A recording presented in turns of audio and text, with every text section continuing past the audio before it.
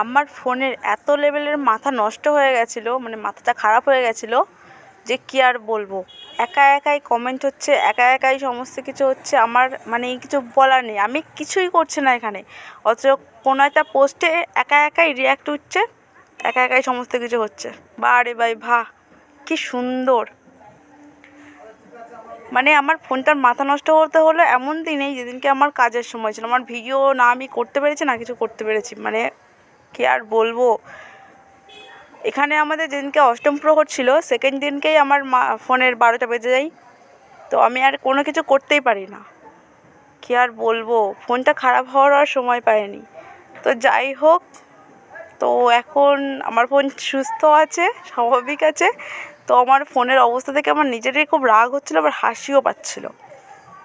তো যাই হোক, আর কিছু আমার বলার নেই, এই পর্যন্তই থাক।